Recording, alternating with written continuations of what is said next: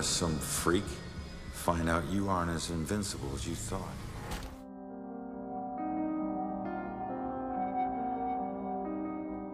Right, I'm Doug Van Horn, writer at Airtight Games. I'm Matt Brunner, one of the owners of Airtight Games, as well as I worked on cinematics direction, a little bit of art direction early on in the project, various other things.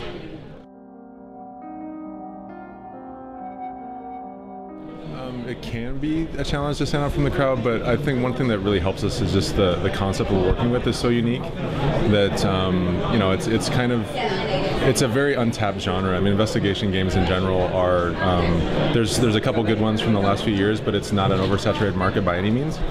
And the twist of making it you know, the goal of a ghost to solve a mystery, solve his own mystery is really helpful. I mean, we do pay attention to that kind of stuff, but it hasn't really bothered us, or you know, it's been on our radar. But we think the concept itself is so strong that you know, it's helping us quite a bit in that regard. So. Airtight's always been heavily engaged in new IP. It's sort of just it's our second skin right now. So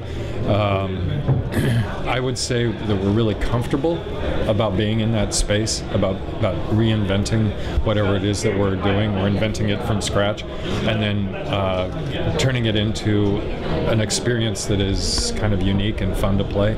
So this really it's a totally comfortable space for us to be in right now. Hey, why did you run? It gets old, giving counsel to the new ones. Don't take it personal. Running through walls, making things appear. You look like you've been here a while. You must know how this place works then.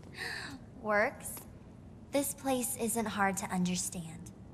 Figure out your gifts, and maybe you won't get trapped here.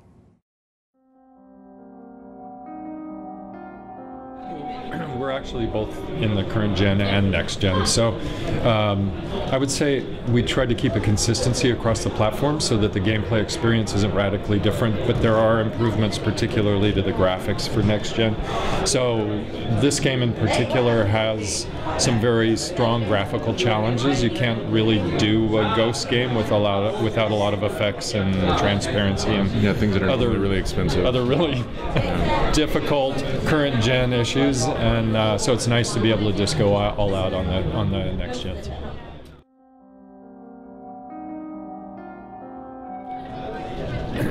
I don't know if it's the cop that does, but it definitely is the ghost. Yeah, I would say that lends itself to the next.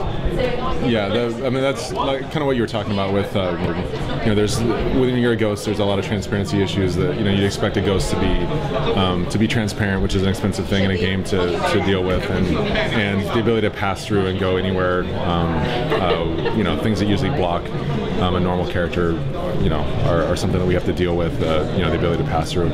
So it's the investigation aspect of it and the ghost aspect of it are probably were the most enticing parts of it.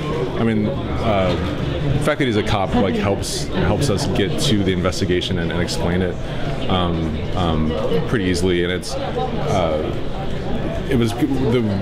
we kind of like that because it was you know, you're starting with an easy to define investigation tool set that everyone would understand, like just observation, things you can do when you're alive, and we're just quickly porting that into you know, supernatural abilities. So as long as it's good that he's a cop, because then we can just, you know, we don't even have to necessarily play as him alive to understand what it would have been like to be a cop when he was alive. And then, you know, when we introduce supernatural abilities for investigation, it's a much easier jump to make. We're inventing a new world, but it's so similar to what we already know that it's pretty easy to grasp onto, which was really important for the concept.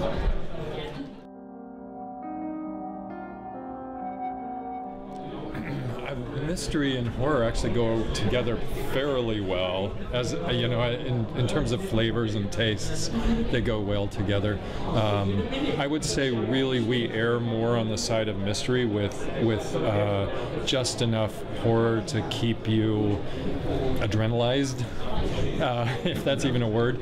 But the scary elements, the horror in the game is to give the player pacing changes, a feel that they can't just relax and not pay attention to the space, and to get engaged, at a more emotional level than at an intellectual level. And that's where it gets really interesting to me, is integrating an experience that has highs and lows across all of the full range of the experience.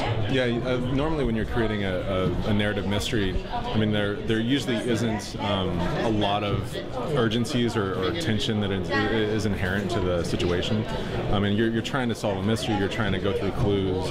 A lot of times it's, before something else happens again, or, and that's what your urgency is. But with the horror elements that we have in there right now, that gives us an extra layer to kind of amp up and make and kind of make it a little bit more interesting, because it's not just an investigation; it's an investigation in a very threatening world, and that's really kind of a key to making this, one of the keys to making this a unique experience.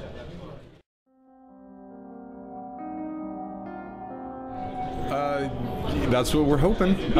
It's really interesting making a mystery, and you're always trying to layer in different levels of mystery, because you never know. With every mystery, like, someone might figure it out right away. People might not figure it out to the end. There are people who might figure it out near the end, and you're just trying to find the best mix and the best number of layers and the best pacing with all of them, so that you make as many people guessing as long as you want them to. My guess is, and I would bet money on this, that unless somebody read a spoiler, there's no way they're going to guess what the final element is. I'd agree with that. The final twist. Yeah. That's what we hope. That's the goal. Yeah, I think so.